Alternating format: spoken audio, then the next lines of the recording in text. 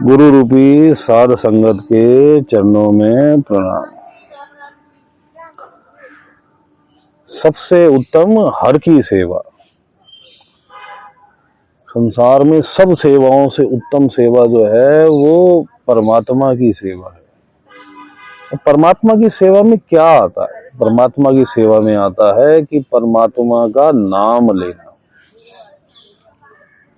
परमात्मा का नाम लेना और सिमरन करना, भजन करना, उसकी याद में खोए रहना, उसकी भक्ति में डूब जाना। और मनुष्य का धर्म भी जो है वो ये है कि अगर आप परमात्मा के मार्ग पे चल रहे हो तो परमात्मा के बारे में संसार को बताना। आगे निर्णय लेना जो है वो जीव के विवेक पे छोड़ दो। लोग क्या करते हैं जी, जबरदस्ती, नहीं तुम जबरदस्ती मेरे मजहब में आ जाओ। मजहब में नहीं, परमात्मा की भक्ति में। वो मजहब जिसमें है वो उसी में बरकरार रहे, चाहे वो त्यागे या बरकरार रहे, चाहे किसी मजहब को माने चाहे ना माने, लेकिन वो भक्ति में रहे। किसकी भक्ति में? परमात्मा की भक्ति में। चाहे कोई उसको अल्लाह का नाम दे दे, चाहे उसको कोई गॉड का नाम दे दे, चाहे कोई उसको वाहिगुरु कह ले, है वो एक ही जो अनामी है, जिसका कोई नाम नहीं है, जो सारे संसार का स्वामी है, जो सब देवताओं का भी स्वामी है, जिसने ये सारा संसार रचा, जो अजन्मा है, जिसका कभी जन्म ही नहीं हुआ, जो अजोनी है, जो कभी जोनी में नहीं आया, जो अमजबे है, जिसका कोई मजहब नहीं, जो निर्वैर है, जो किसी से वैर नहीं करता, जो सबसे समभाव से सबसे प्रेम करता है, ना उसे द्वेष है ना उसे ईर्ष्या है, और कोई भी दूसरा नहीं है।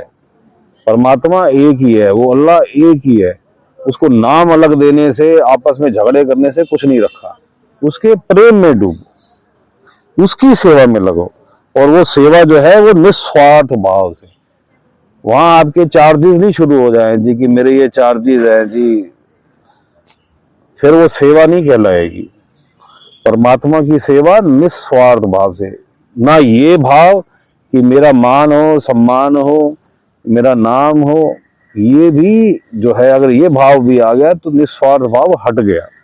केवल सेवा, निर्मल मन से, कोई इच्छा नहीं, केवल परमात्मा की सेवा समझ के सेवा करनी है, और किसी पे दबाव नहीं डालना। हर प्राणी स्वतंत्र है, जीव को परमात्मा ने स्वतंत्र छोड़ा है, तो आपने भी सिर्फ अपनी ड्यूटी निभानी है। आपने बता दिया, आगे उसका विवेक कि वह उस मार्ग पे चलता है या नहीं चलता, कोई दबाव नहीं, निर्णय उसके ऊपर छोड़ दो। और जीव को मार्ग जो है वो परमात्मा बताता है। समय आने पे जो जीव परमात्मा को निस्वार्थ भाव से याद करता रहेगा, उसका मार्ग परमात्मा स्वयं निकालेगा, उसको पूर्ण गुरु परमात्मा स्वयं निकालेगा। उसको श्रद्धा और सब्र करनी पड़ेगी, श्रद्धा रखनी पड़ेगी परमात्मा पे, और सब्र करना पड़ेगा। जब वो धीरे धीरे निरंतर जो है परमात्मा की याद में डूबा रहेगा, परमात्मा का सिमरन करता रहेगा, सोते बैठते उठते जागते परमात्मा को निस्वार्थ भाव से प्रेम करेगा। सांसारिक इच्छाओं की डिमांड लेके परमात्मा के पास नहीं जाएगा। सांसारिक इच्छाओं में जैसे मकान की इच्छा होगी, जी मुझे ये मकान बढ़िया बन जाए, ये महल बढ़िया बन जाए, ये मेरी जॉब लग जाए, मेरे पास धन खूब आ जाए, ये मेरे बीवी बच्चे का ये हो जाए, या मेरे पिता का ये हो जाए, मेरे कुंबे का ये हो जाए, मेरी जाति का ये हो जाए, मेरे मजहब का ये हो जाए, मेरे देश का ये हो जाए। इन सब इच्छाओं से ऊपर उठ के, इन सब इच्छाओं से ऊपर उठ के परमात्मा में ध्यान, क्योंकि परमात्मा में केवल परमात्मा को मांगना, संसार की कोई इच्छा नहीं, संसारी कोई भी इच्छा नहीं, केवल परमात्मा की भक्ति में लगना और परमात्मा को याद करना, परमात्मा में ही डूबे रहना, और उसको फिर खुद ब खुद दिखना शुरू हो जाएगा कि ये जो मार्ग है परमात्मा का कितना सुगम है। यहाँ पे हमें जन्म जन्मों से जो काल ने भटकाया हुआ है वो छटना शुरू हो जाएगा, क्योंकि काल की परमात्मा के आगे नहीं चलती। लेकिन कब तक चलती है? जब तक तू संसारिक इच्छाएं करके बैठा रहता है, तो सांसारिक स्वार्थ रूपी डिमांड्स करता रहता है।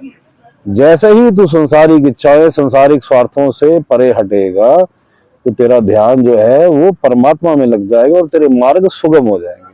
परमात्मा तुझे दिखेगा भी एक दम में। कबीर साहब कहते हैं एक दम में तू जब निस्वार्थ भाव में हो जाएगा, पूरी तरह शिद्दत से जो है परमात्मा की याद में डूबा होगा, तो एक क्षण में जो है तुझे परमात्मा के दर्शन होंगे, केवल एक क्षण में।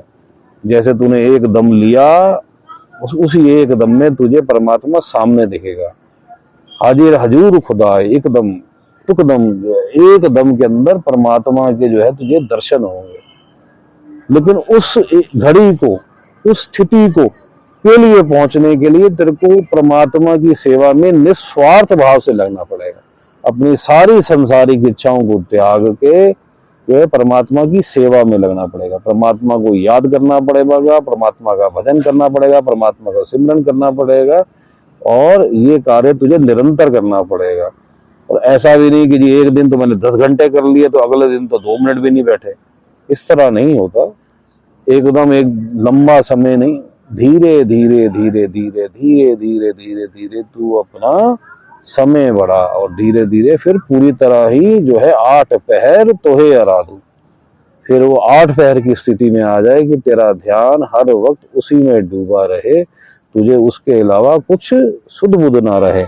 कैसी स्थिति में पहुंच जाए? नाम खुमारी नानका चढ़ी रहे दिन रात, कि हर वक्त जो है तेरे को परमात्मा की ही खुमार चढ़ी रहे, परमात्मा के नाम की, सिमरन की, उसके भजन में तू डूबा रहे, तो तेरे को खुमार चढ़ जाए। इससे ऊपर कोई संसार का कोई नशा नहीं। सब नशे जो है संसार के वो व्यर्थ है और वो क्षणभंगुर है। परमात्मा का नशा जो है वो सदा ही चढ़ा रहता है। वो प्रेम का नशा है, वो आनंद का नशा है। उस आनंद के नशे में डूब। अब हम मेडिटेशन में बैठते हैं अपने निरंतर प्रोसेस की तरह, ध्यान को संसार से हटाते हैं और अपने घट के भीतर परमात्मा में लगाते हैं। कहाँ लगाते हैं? दोनों आंखों के बीच में, सेंटर में, पीछे करके।